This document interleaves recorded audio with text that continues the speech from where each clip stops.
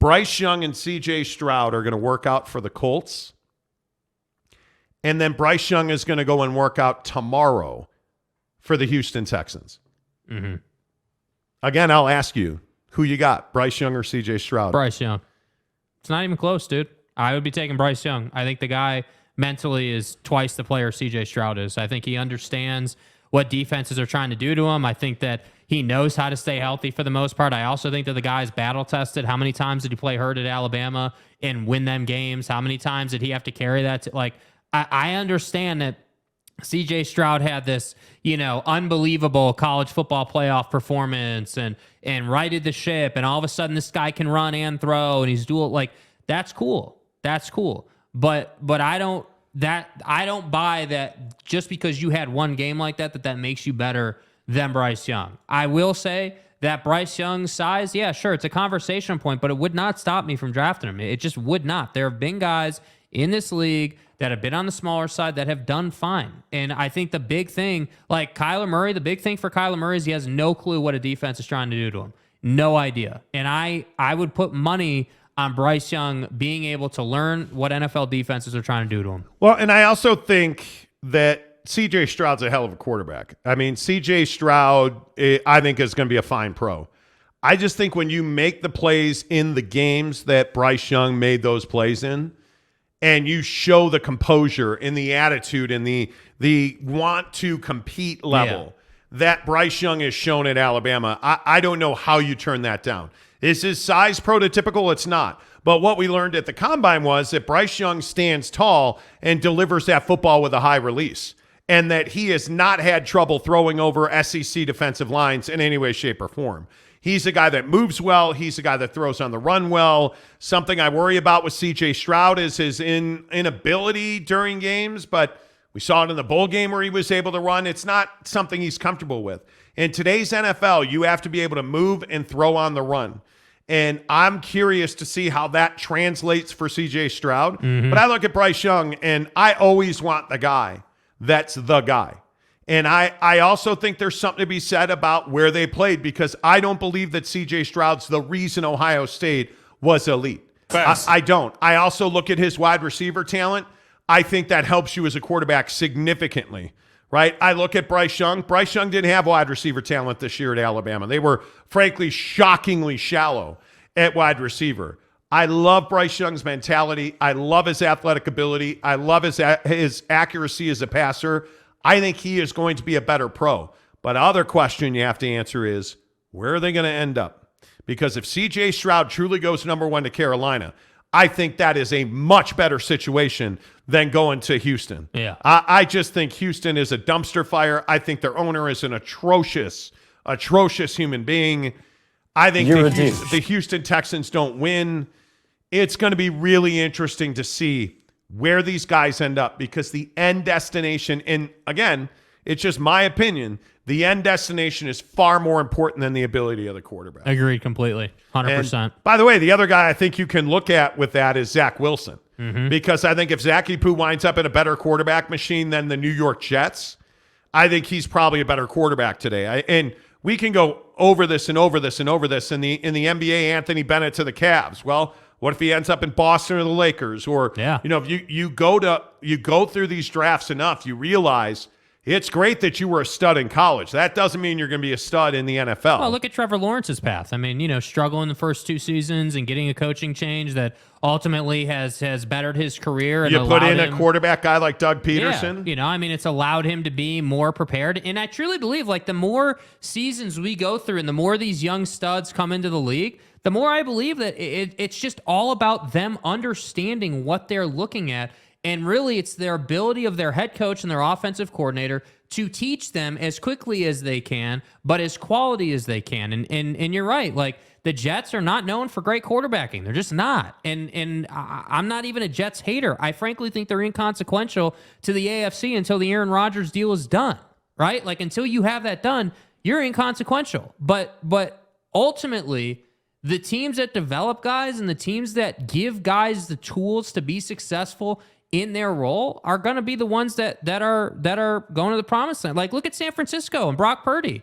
Brock Purdy is not as good as his numbers say he is, Yeah. right? Like Brock Purdy is a product of a system that puts him in a good position to complete passes. And that's no shade against Brock Purdy. If every NFL offense could do that, they would do it. But not everyone has the last name of Shanahan, and that's the magic of it.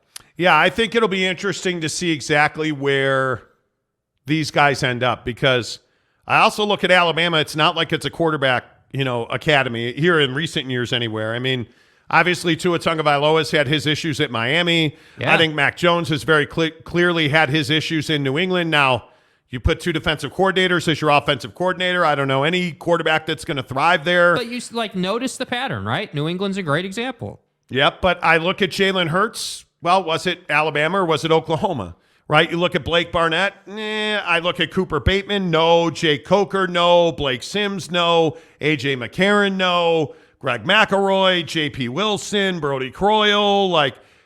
The days of Ken Stabler and Bart Starr and Joe Namath are over. They're far from reality.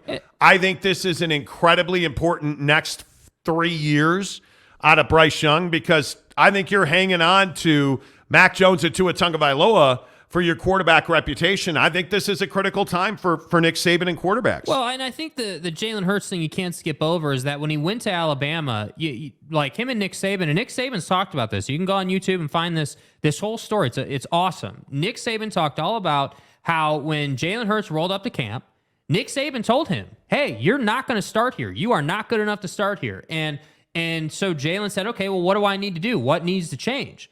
And it was all throwing mechanics, and Nick Saban goes on to talk about how, hey, your throwing mechanics are not NFL caliber, and that's the kind of program we try to run. We try to be as close to the NFL level as possible, so that if you're successful here, you're successful at the next level, and so all this great stuff. So Jalen's success truly was that Nick Saban was able to say, hey, you are not good enough. This is what you need to do, and Jalen went and worked his ass off to do that.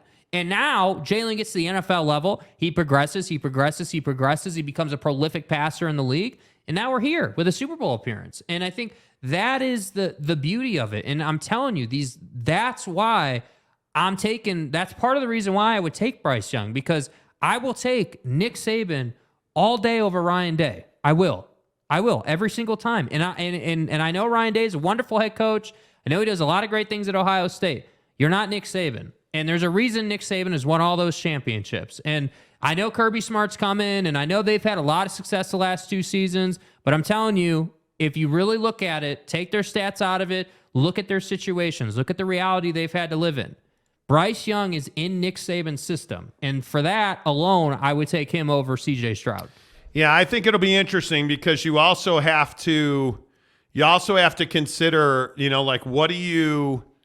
what do you get when you look at Ohio State quarterbacks? I mean, obviously Justin Fields is a guy that, as a Bears fan, I'm intimately familiar with, right? But he's not exactly been great. A guy like a Dwayne Haskins hasn't been great. A Les Horvath, an Art Schlichter, Tom Tupa. Like, it's not as though you have this long list, of great quarterbacks who somehow, some way changed the way the NFL game was played. Braxton Miller ain't walking through that door anytime soon, or Craig Krenzel or Troy Brown, or I'm trying to Joe Germain. What does Ohio State put out? They put out running backs and wide receivers, dude. Yeah, and they're defensively they have guys. Yeah, and defensively too. Obviously, you have an Orlando Pace on the offensive line, but I think quarterbacks are incredibly difficult to judge. I think they're incredibly difficult to put a measure on and say, hey, this guy's going to do, incredibly well. Incredibly well, right? Yeah. No, 513 Bearcat. Joe Burrow went to Ohio State, where he was a water boy. He won his national championship and cut his teeth at LSU. Go Tigers. Go Tigers. It is very difficult, and I say this about USC as well. Yep. Who's the last great USC quarterback? Caleb Williams. That was the last great one. I can't think of a guy, whether it was Carson Palmer, Matt Leinart, Mark Sanchez in the butt fumble, Matt Barkley, the list of quarterbacks that are busts from USC in the NFL is long. Yeah. Now, obviously, Carson Palmer wasn't a bust. He's probably the best quarterback in recent years. But it's always a gamble no matter who you wind up drafting. And Bryce Young and C.J. Stroud are no different. They certainly are no different. It's going to be interesting. I would be on Bryce Young. That's where I would be. I think the Big Ten is incredibly shallow. I would be on Bryce Young. J.K. Marshall says, I miss Coach Orgeron. Yeah. Go Tigers. Do you miss his girlfriend and her kids at practice throwing passes to wide receivers? Probably not. Probably not. I mean, Alan Train says Ohio State quarterbacks haven't done anything in the NFL. They haven't. Yeah. Gary says not convinced on Bryce Young or CJ. I think CJ turns into Ted Ginn 2.0 and Bryce will be like Fields. No. I think Bryce doesn't have the athletic ability that Justin Fields has. Yeah. I think Bryce Young's biggest question will be what's going to happen the first time he takes a big hit. And can he prove that naysayers wrong? He is a guy that can move, and he's a guy that gets outside the pocket, and those guys always miss some linebacker coming through the C gap. Yep. So it's always a question of how durable are you. I have no doubt. C.J. Stroud can really throw the ball. He is not a wanting runner. He is not a wanting runner. Again, you don't need to be. Yeah, I agree with that. I agree with that. But in today's NFL, and this is a problem in the NFL right now. Like you have all these quarterbacks that are Lamar Jackson, who runs far too much, right? Or you have a guy, that stands in the pocket.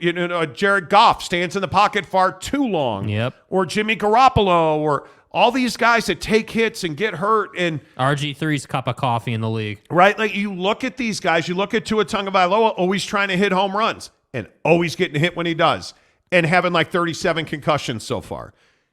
You have to find the balance. Yes. A guy like Tom Brady is so rare because he can't run, yet he gets rid of the football and rarely takes big hits. Why is he the greatest of all time? Because not many guys can do that. Not many guys can stand and deliver the football routinely. But you come back to a guy like a Patrick Mahomes. Patrick Mahomes does it just fine. But what happens when he gets outside the pocket? Well, he almost broke his leg last year, and they still won a Super Bowl. Yeah. So the question will be, think about a guy like, I don't know, my guy Sex Machine, Justin Herbert in Los Angeles. How many more hits is he going to take? Because he's not a guy who loves to run. He wants to stand in the pocket and beat you with his arm, and he takes an ass kicking for it, right? So I think you have to find the middle on these guys. It's what makes Jalen Hurts such a special guy with this little experience to already be taking a team to the heights that the Eagles went on his arm. Yes. Right? And his ability to run effectively. But what happened to him? He had a fucking Chicago Bear fell on his shoulder. Yep. You can't do that. It's the Lamar Jackson thing. Watch Lamar Jackson highlights. Guys falling on his shoulder constantly. Zach says, are we just forgetting that Hurts spinnier with what might have been the best college football quarterback whisperer? You're going to have to explain that to me. Jake Tanner says, did you not listen to Monty's bit about Bama not being a quarterback factory? They haven't produced a good quarterback lately, and an argument could be made that Hurts was good in college because of Lincoln Riley. I mean, Lincoln Riley is the guy that makes quarterbacks in college. Now, the question is, how many of his quarterbacks have gone on to great success in the NFL? Well, Little Kyler, Baker Mayfield. I see a lot of mediocrity. Jalen's the one. Jalen Hurts is the one. Ryan Fair, Ohio State put out tremendous talent at the flex and defensive back position. They do. Yes, they did. Absolutely. Yes, they did. Tanner says, but who knows? Maybe Bryce Young pans out. I think he will. I mean, if he busts out, man, I would be shocked. But it's the Texans. The Texans are just so poorly run. Sam Bradford, Landry Jones. Yeah. Right? Like Sam Bradford got paid, but man, he was hurt all the time. What do we like, dude? This is my take on Lincoln Riley. It always has been. The guy can make a Heisman winner. That doesn't mean the guy is making Super Bowl caliber quarterbacks in the NFL, dude. I agree. I just think it's so rare that there's not a school. I mean, you can go up and down. Like, look at Oregon. Anybody think Bo Nix is going to go be a franchise historically good quarterback? If he was, he'd have been gone already, right? What about the Marcus Mariotas of the world, the Joey Harringtons of the world? I look at the Washingtons. I look at the USC, the UCLAs. There's not the day of quarterback factories. I truly believe is over. And I'm this coming from a Notre Dame fan. But I think that's why you have to look at their situations in college. I mean, I don't necessarily disagree that quarterback factories are over, but again, if we're going to sit here, Tanner, and evangelize for Lincoln Riley, like, what are we really even talking about? I mean, again, yeah, Heisman Trophy winners all over the place, but guys that actually panned in the NFL, no, they're not all over the place. That's right. And again, I go back to this concept of you have to look at what was the day-to-day and the culture like in the program that the kid was in. If you're under Nick Saban, you're super disciplined, you're on your game, you're film studying your ass off, you're constantly like, you're a football player. It is your life. I can't say the same thing, and I'm not saying Lincoln Riley runs a shoddy program. I'm not saying that, but I know what Nick Saban is. He's a national champion a gazillion times over. But the point is, I think you want Nick Saban defensive backs, like linemen, and traditionally wide receivers, right? Julio Jones, CeeDee Lamb from Oklahoma. Like, you look at the mix of guys that come out of those two schools, Oklahoma and like, okay, but wide receivers, but like, if I'm going to Nick Saban, I want defensive backs. If I'm going to Lincoln Riley, I don't know what I want, because he has put out good wide receivers. But so is Nick Saban, right? Like, dude, like some of these names out of Alabama wide receiver are crazy. But look at Oklahoma. It's not like Oklahoma doesn't put any quality out. Oh, the problem is these guys don't put out quarterbacks. So comparing Oklahoma wide receivers, or like, you look at the defenders that come out of like Oklahoma, like, I mean, it is vastly different quality to the defender that comes out of Alabama. Yeah. Right? I mean, I just, dude, I am telling you now that when you look at Oklahoma, the guys like Sterling Shepard, or it's another older one, Kenny Stills, Marquise Brown, DeMarco Murray. DeMarco Murray's absolutely a guy that you got to think of. I'm trying to think of, Adrian Peterson. Mm-hmm. Oklahoma. Yeah. Right? Like, you look at Gerald McCoy, Oklahoma. You look at Lane Johnson, fill it up. Like, I'm trying to think of like the Trent Williams. Yeah.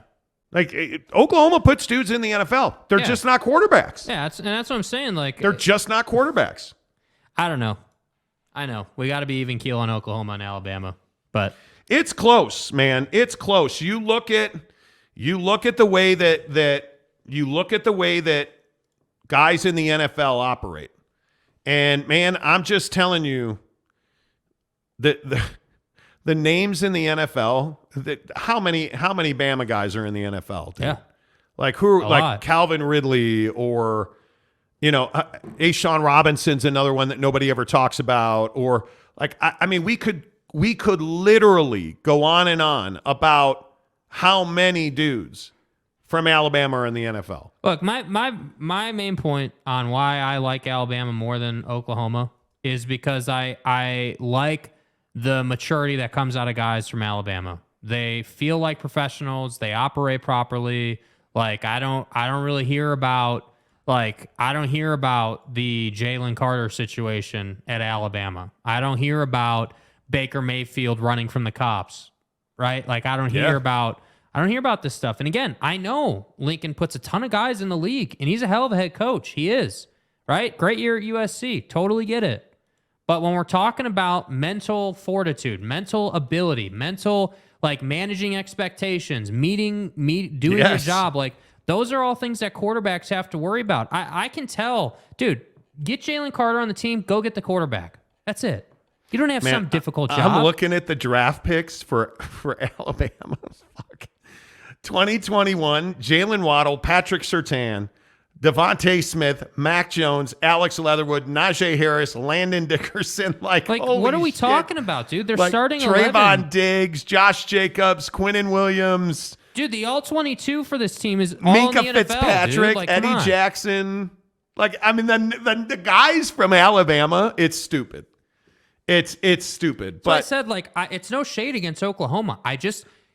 I just don't feel like there's a great comparison when we're talking about, culture and resumes and SEC versus what was the Big 12. And I just, Man. you know what I mean? Like, I don't know. I'm happy to be called a homer. How did those two schools put out so many wide receivers? Good God, dude. I mean, because in order to win national championships, you have to have wide receiver talent that can beat you over the top, that can go deep and burn the defense. You have to have it. And obviously, a guy CeeDee Lamb's is CeeDee Lamb a star? Yeah, he is. I think he just drops way too. Holy cow! Cody Bellinger just hit one to Cleveland.